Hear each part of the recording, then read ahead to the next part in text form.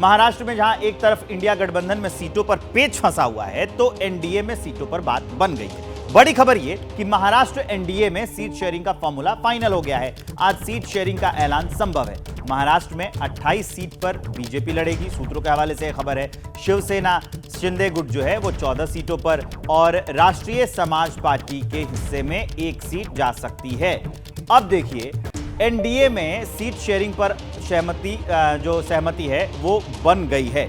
आगे मैं आपको इसका और आंकड़ा बताने जा रहा हूं कि किसके हिस्से में कितनी सीटें गई हुई हैं। बीजेपी के हिस्से में 28 सीटें, शिवसेना शिंदे गुट वाली जो है उसमें 14 सीटें, एनसीपी अजित गुट में 5 और राष्ट्रीय समाज पार्टी के हिस्से में 1 सीट गई हुई है। अब इसको थोड़ा सा और विस्तार देते हुए आगे बढ़ते हुए मैं आपको बताने जा रहा हूं कि महाराष्ट्र में बीजेपी की 28 संभावित सीटें कौन कौन सी हैं, ये जरा जान लीजिए कि कौन कौन सी सीटें बीजेपी के हिस्से में आई हैं।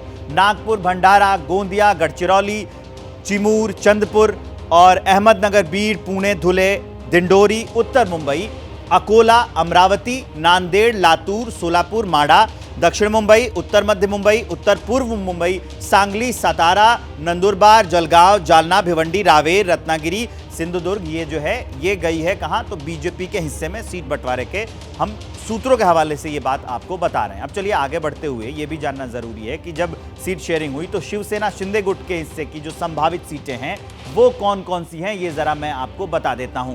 रामटेक, बुल्ढाणा, यवतमाल वाशिम, हिंगोली, कोल्हापुर और हाथकलगणे, छत्रपति संभाजीनगर और मावल, ये वो सीटें हैं जो गई हैं शिंदे गुट के हिस्से में। शिरडी, पालघर, कल्याण, ठाणे, दक्षिण मध्य मुंबई, उत्तर पश्चिम, ये गई है शिंदे गुट जो शिवसेना है उसके हिस्से में। अब बात है करते हैं कि जो एनसीपी है अजित पवार वाली, उनके हिस्से में कौन कौन सी सीटें जा सकती हैं।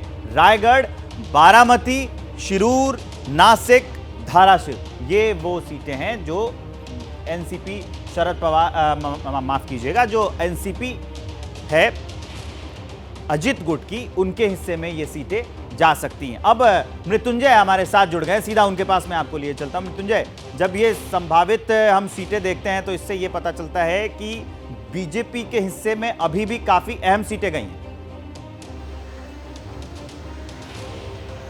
देखिए, निश्चित तौर पर बीजेपी यहाँ पर बड़ी पार्टी है और बड़े स्तर पर वो लोकसभा चुनाव लड़ती है और जिस प्रकार से शिवसेना और एनसीपी में विघटन हुआ है तो ऐसे पर बहुत ज़्यादा सीटों पर बीजेपी उनको देने के पक्ष में नहीं थी। यानी जितने सिटिंग एमपी थे, जैसे शिवसेना के जितने सिटिंग एमपी थे 13 थे, उनको 14 सीटें दी गई हैं।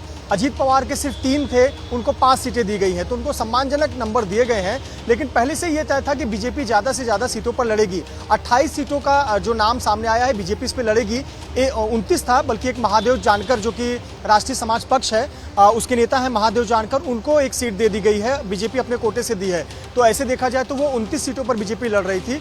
एक महत्वपूर्ण बात है, एक सीट और कम हो सकती है अगर एमएनएस से बात बन जाती है तो जो दक्षिण मुंबई वाली सीट है, दक्षिण मुंबई एमएनएस को दी जा सकती है और बीजेपी का एक नंबर कम होगा। फिर भी पहले की तुलना में बीजेपी ज़्यादा सीटों पर लड़ रही है।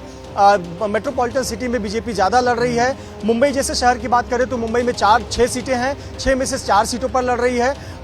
बड़े शहरों पर जहाँ जहाँ देखा जाए तो नेताओं के छत्रप हैं, यानी कि बड़े नेता जो स्थानीय नेता बड़े हैं, जो हमने पिछले मध्य प्रदेश के विधानसभा चुनाव में देखा था कि जो जिस क्षेत्र का बड़ा नेता होता था उसका वहाँ पर दांव लगाया गया था, कुछ वही यहाँ पर देखने को मिल रहा है। ऐसी सीटों पर बीजेपी लड़ने जा रही है।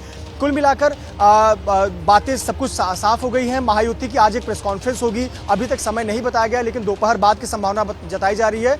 जब प्रेस कॉन्फ्रेंस होगी उसमें ये सभी बातें स्पष्ट कर दी जाएंगी कि कितनी सीटों पर कौन लड़ेगा, कहां से लड़ेगा, कैसी स्थिति में लड़ेगा, चुनाव स्टार प्रचारक कौन होंगे, कैसे एक साथ कहां पे एक मंच पर तमाम नेता मौजूद होंगे, ये सभी बातें स्पष्ट हो जाएंगी। कल जिस प्रकार से हमने देखा कि नवनीत राणा का भी जो फाइनल टिकट था वो हो गया है, बीजेपी से वो चुनाव लड़ेंगी। इसके पहले याद होगा 2019 में वो निर्दलीय चुनाव लड़ी थी और एनसीपी ने उन्हें अपना समर्थन दिया था। अब वो बीजेपी की उम्मीदवार हो चुकी हैं। तो ये बीजेपी जो है ज्यादा से ज्यादा सीटों पर लड़कर मैदान में उतरना चाहती है और जो यहाँ पर लक्ष्य लेकर चल रही है 45 प्लस का, 48 सीटें हैं, यूपी के बाद सबसे ज्यादा सीटें 48 हैं। तो 45 प्लस के नारे के हिसाब से बीजेपी ज्यादा सीटों पर कमल के चिन्ह पर लड़ना चाहती है। मृत्युंजय, इस जानकारी के लिए आपका बहुत बहुत शुक्रिया।